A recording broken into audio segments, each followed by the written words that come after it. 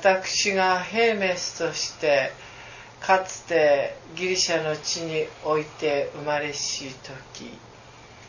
我らがギリシャの地というのはまだまだ戦乱に次ぐ戦乱の中において、人々の生活は幾ばくも安定する状態にはございませんでした。しかし真理を下ろされた後に、私は人民に希望を与えたいと思い、繁栄発展の原理というものを持って人民の気持ちを、人々の気持ちを明るい方向に持っていく方向につなげていったのです。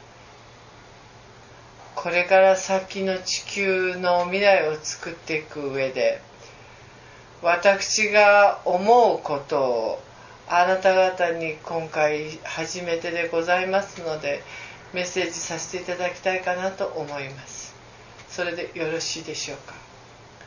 今数々の経済学者という方がおられて、資本主義、共産主義というイデオロギーの戦いの中において、人々は数々の試行錯誤を重ねてまいりました。人々の中にあるものは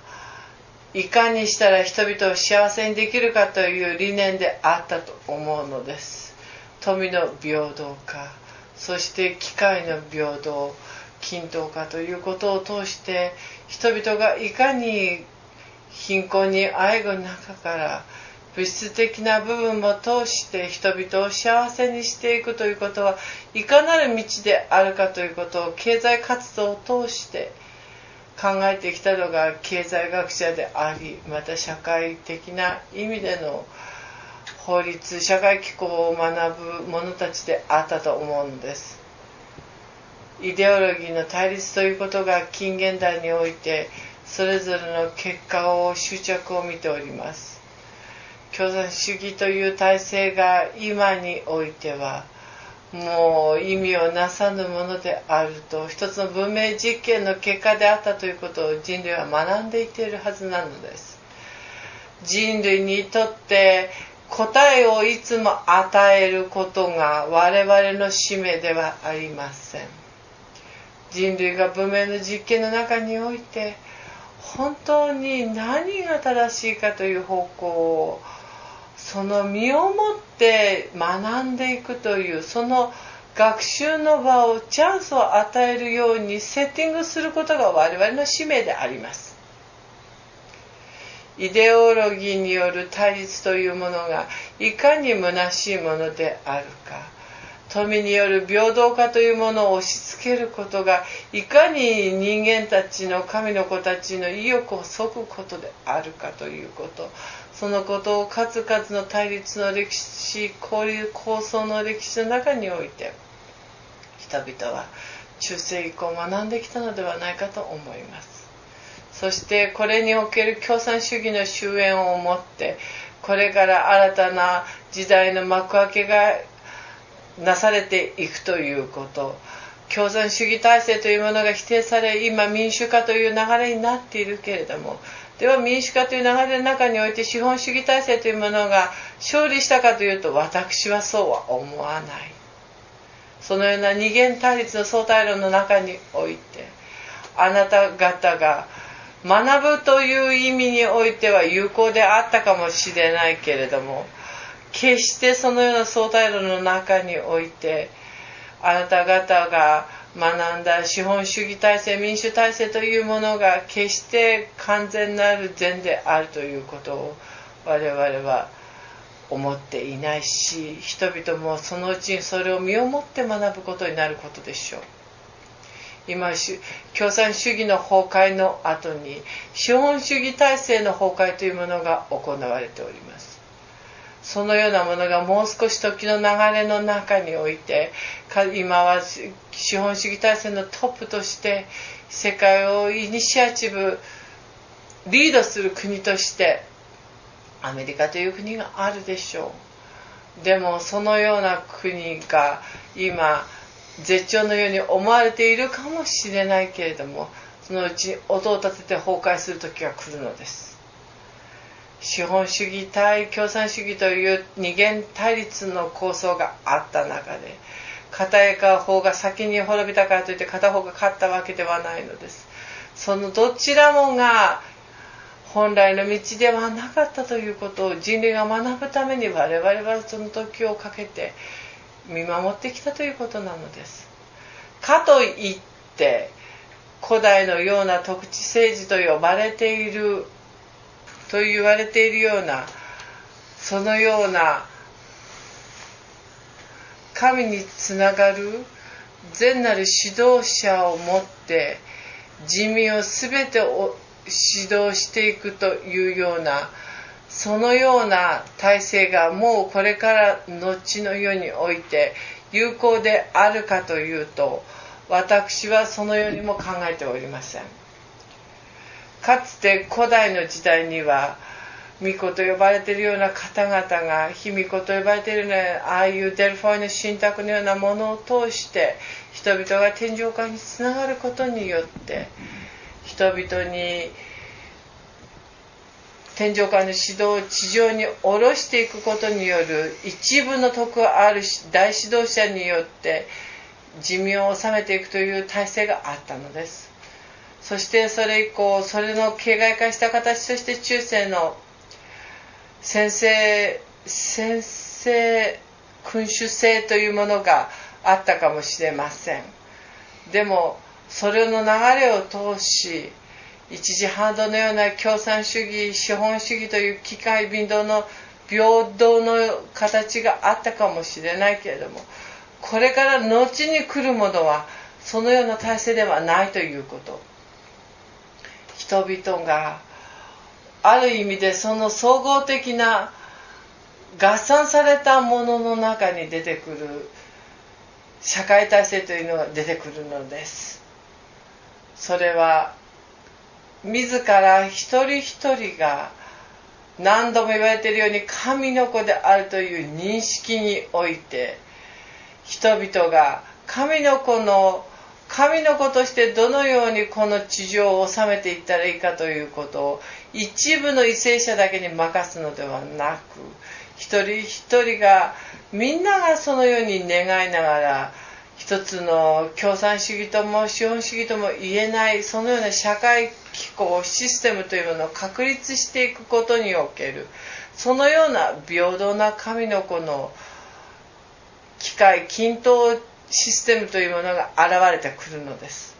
あなた方には分からん、今また想像もできぬことかもしれぬ。でも他の惑星体制の中において進化した惑星では皆そのように生きているのです。誰か一人の王族、誰か一人の絶対的なる権威者によってあなた方を治めようとするのではない。高圧的に支配的にするのでもない。一人一人が神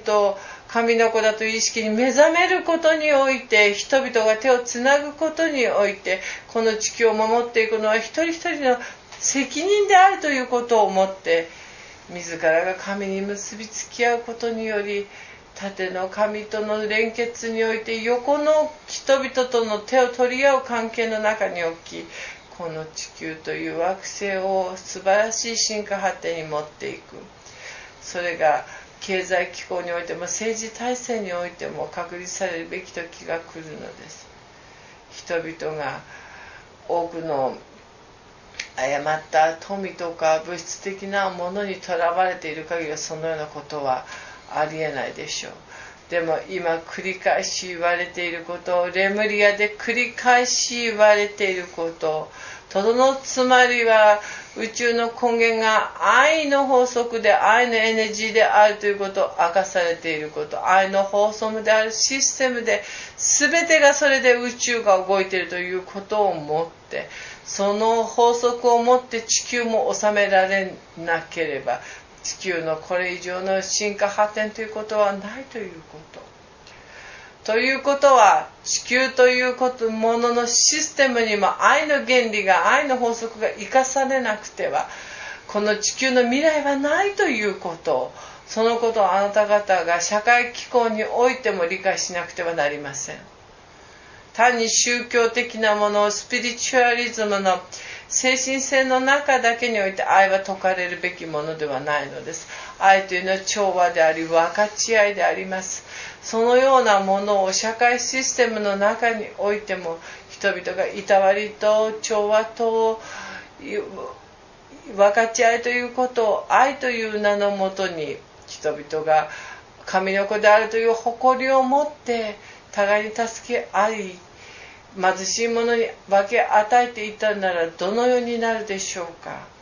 人がたとえ文明国のトップの中には今肥満と戦っている者たちがおります。食べ物を食べないようにいかにしたらローカロリーなものになるかということを宿泊している者たちがおれば、アフリカの中には食べるものもなく痩せ衰え、目が飛び出し、腹が膨れ死んでいく子供たちがいるのです。そのような時に何が根本的に間違っているかといったのなら、分かち合いの精神が欠けているということなのです。グローバルにものを見ていくのならば、一国一つの県一エリアという感じでいるから、自分たちだけ満たされているから何の問題もないと思うのであるけれども、これからグローバルな世の中になっていった時に、人々は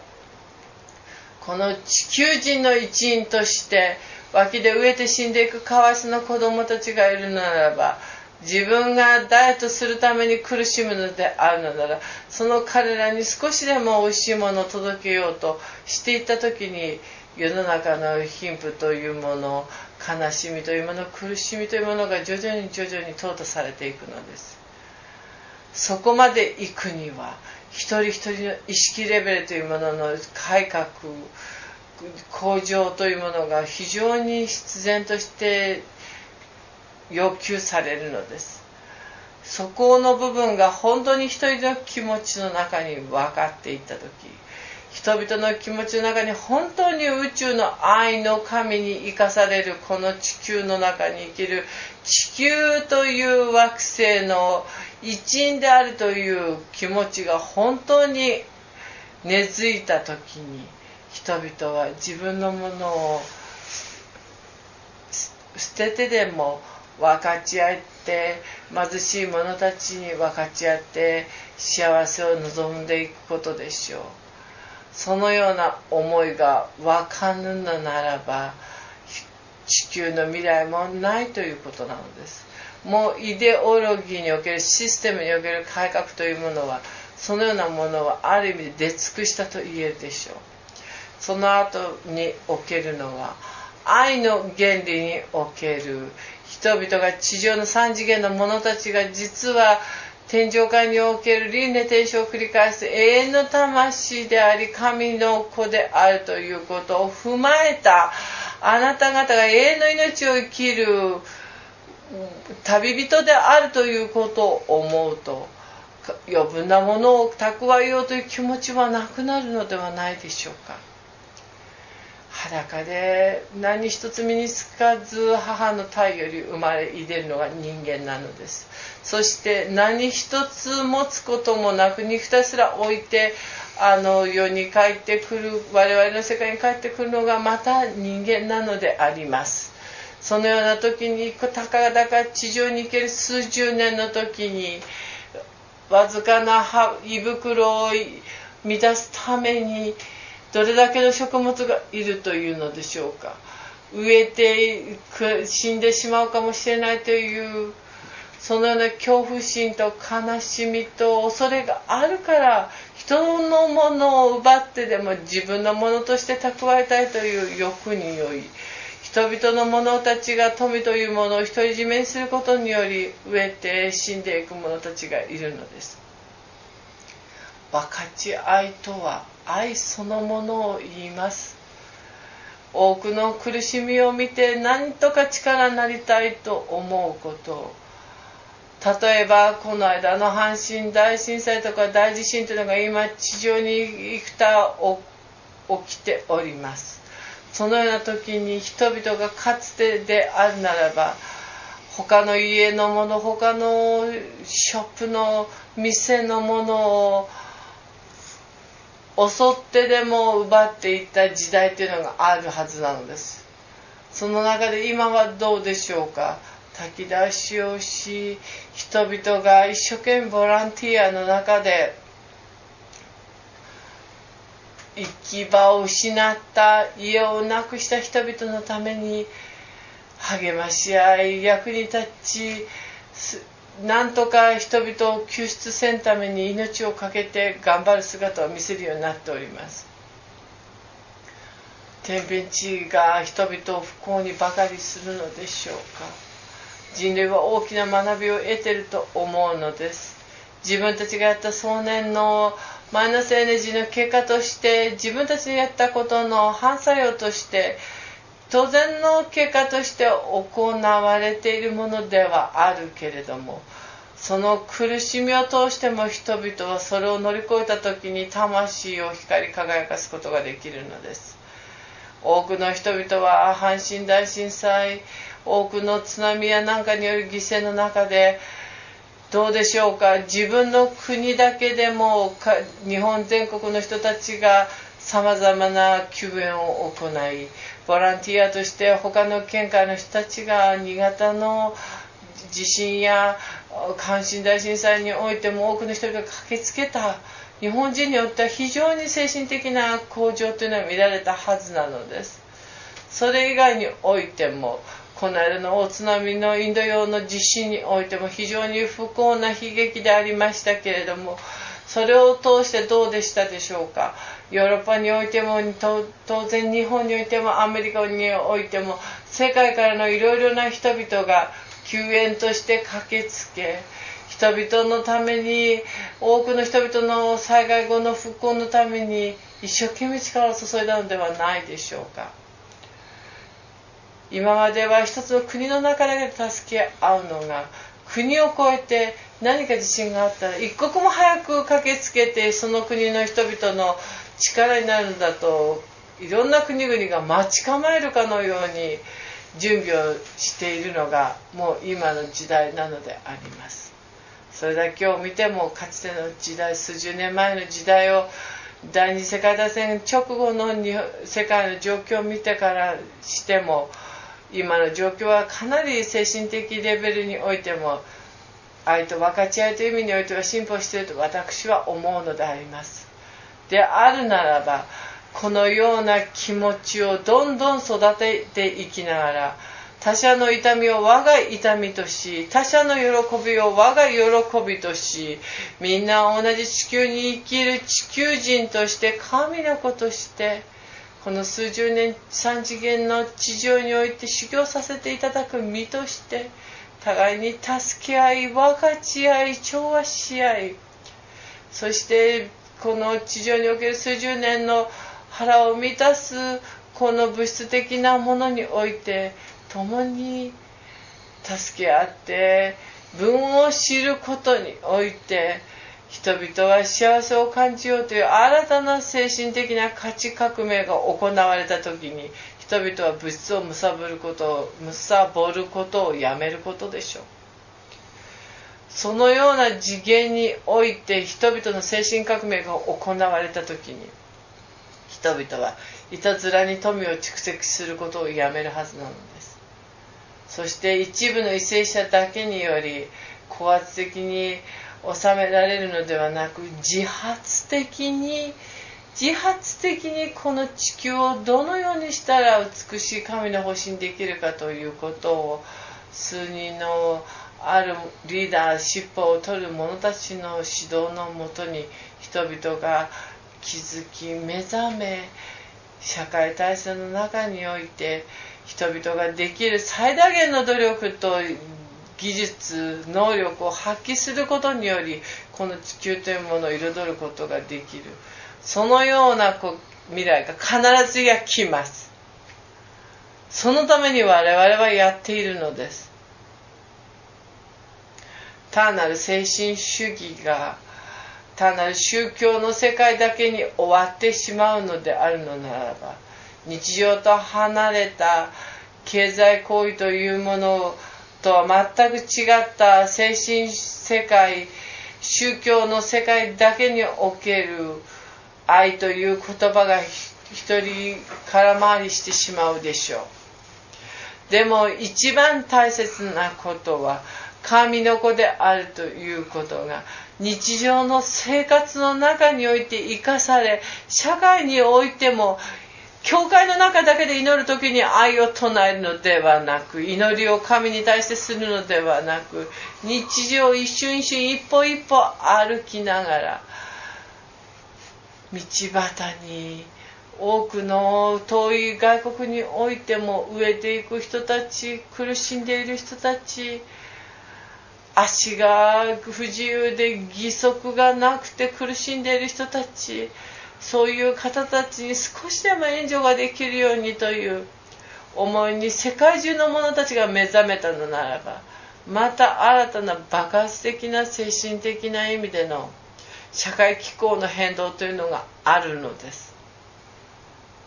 それはそんなのは不可能であると嘲笑われるかもしれない。でもかつて共産主義が猛威を振るい、ソビエト連邦というところとアメリカ合衆国というところのそれぞれの大統領たちが核の箱のスイッチのボタンの手の上に手をかざしながらお互いに威嚇し合っていた時代がつい先日まであったではないですか。でも今はそのような恐怖からはお互いに解放されているのです。だからイデオロギーとかその時代における価値観というもの、それが究極的に見るのであるのなら、神の価値観におけるものだけ、愛の価値観にかなうものしかこの人類の未来を、地球の未来をつなげるものはないのだということをあなた方は知らねばなりません。もうなぜならば宇宙の根源が愛のエネルギーそのものであり、愛の法則そのものであるから、その宇宙の中で愛の法則のもとに我々は生かされ、創造され、生きているのです。だから愛の法則にかなわぬ生き方をした者はいずれ自然淘汰の中で滅びていくということをもってまた振り出しに戻るという修行をさせられているのです。よろしいですか。だから互いに分かち合い、調和、愛というもの、神に対する絶対的なる感謝というもの、自らが何故に作られたかということ、作られたかということが何故に作られたかということが分かるのならば、何をせねばならぬかということが人類は必ずや自問自答の中に出てくることでしょう。それは我々が語る言葉ではない。あなた方がそのシチュエーションの中においてさまざまな論議を繰り返しながらその答えを見つけていかねばならぬのです。